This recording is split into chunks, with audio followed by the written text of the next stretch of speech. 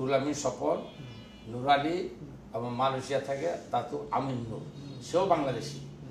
এই 3 সিন্ডিকেট হোতা গডফাদার, ওদেরকে যদি আইনের আওতায় না আনা হয়,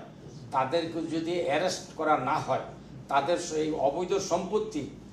শ্রমিকদের রক্ত শোষণের মাধ্যমে, যেখানে শ্রমিকরা 1.5 লাখ টাকার ভিতরে যেতে পারতো, সেই শ্রমিকদেরকে তারা 5.5-6 লাখ টাকা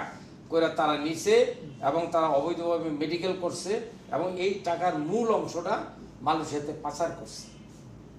অতএব কারণে যদি সরকার যদি এই সত্যিকারে সিন্ডিকেট মুক্ত করতে চায়, মালয়েশিয়াতে স্বল্প খরচে যদি মালয়েশিয়া যেতে চায়, পাঠাইতে চায়, তাহলে এই সিন্ডিকেট হোতা সহ 3 জন সহ তাদের সহচর যারা এখানে আছে মোট 101 জন, তাদেরকে আইনের আওতায় আনতে হবে, তাদেরকে অ্যারেস্ট করে তাদের সম্পত্তি জব্দ করতে হবে, দৃষ্টান্তমূলক শাস্তি দিতে হবে, তাইলেই সিন্ডিকেট বন্ধ হবে। তা না হলে ভাই সিন্ডিকেট বন্ধ হবে না।